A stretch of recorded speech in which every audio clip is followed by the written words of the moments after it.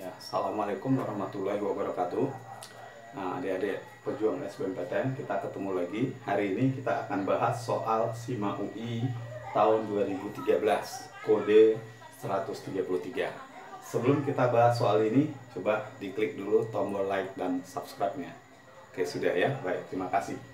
Nah, kita bahas soalnya. Larutan sukrosa dalam air memiliki penurunan tekanan uap. Penurunan tekanan uap itu simbolnya adalah delta P. Nah, sebesar 1/6 P0 mm Hg. Ya, jadi di sini sudah diketahui delta P-nya itu sebesar 1/6 P0 mm Hg. Ya, itu delta P-nya sebesar 1/6 P0. Nah, kemudian di mana tekanan uap air dikatakan adalah sebesar P0. Yang jadi pertanyaan, tentukan molalitas larutan sukrosa. Konsentrasi yang biasa digunakan pada penurunan tekanan uap itu adalah fraksi mol. Nah, berarti di sini kita dituntut harus bisa mengubah fraksi mol menjadi molalitas. Nggak ada masalah, ya.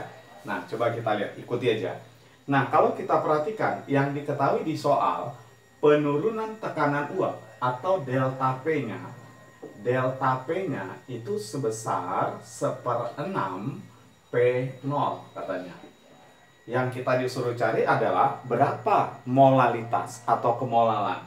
Karena penurunan tekanan uap konsentrasinya adalah fraksi mol, maka nanti kita cari fraksi molnya dulu. Dari fraksi mol baru kita bisa ubah menjadi molalitas. Nah, gimana cara mendapatkan fraksi molnya? Ya, kita gunakan rumus delta P. Apa rumus delta P? Kita masukkan ya. Delta P rumusnya adalah P0 tekanan uap pelarut, dalam hal ini air, dikali dengan fraksi mol terlarutnya. Terlarutnya sukrosa. Berarti fraksi mol sukrosa. Nah, oke, saya singkat aja. Delta P-nya sebesar 1/6 P0. 1/6 P0. Tekanan uap airnya P0. Maka dengan demikian dapatlah kita berapa fraksi mol sukrosanya. Nah, ini kita bisa coret. Ini ya, kita coret sini. Nah, ini. Maka dapatlah kita fraksi mol sukrosa. Fraksi mol sukrosa adalah 1/6. Nah, dari sini kita nanti ubah jadi molalitas. Untuk itu, kita harus paham apa itu fraksi mol dan apa itu molal. Nah, coba kita artikan dulu. Fraksi mol itu apa? Fraksi mol itu adalah mol terlarut dibagi mol terlarut tambah mol pelarut. Artinya di sini mol terlarut. Yang ini mol terlarut ditambah mol pelarut. Maka dari sini kita bisa terjemahkan. Berarti dalam larutan ini sukrosanya itu sebanyak 1 mol. Karena ini mol terlarut. Yang bawah mol terlarut tambah mol pelarut. Berarti sukrosanya adalah 1 mol. Nah, ini mol sukrosanya 1 mol. Lalu airnya berapa mol airnya? Nah, ingat yang ini mol sukrosa, ini mol sukrosa tambah mol air. Mol sukrosanya sudah 1, berarti mol airnya di sini ada 5 mol. Nah, kalau sudah tahu kita mol masing-masing zat dalam larutan, kita bisa menentukan molalnya. Nah, apa rumus molal? Coba diingat-ingat, rumus menentukan molal apa?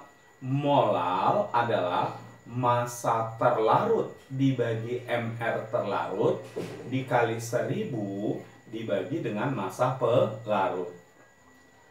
Massa terlarut dibagi MR terlarut itu sama dengan mol.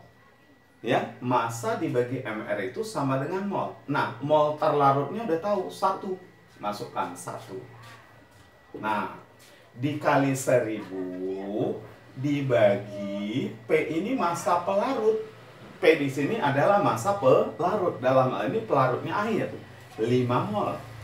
Berapa massa airnya kalau 5 mol? Ya, 5 mol kita kali dengan MR air 18. Berarti 5 ini kita kali dengan 18, maka dapat airnya 90 gram.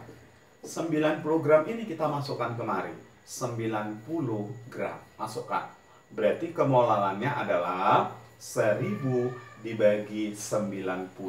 Kalau kita bagikan ini, kita akan dapat angka 11,11 molal. Nah, inilah dia jawabannya. Jadi kalau begitu, apa kuncinya? Maka jawabannya di sini adalah dodol.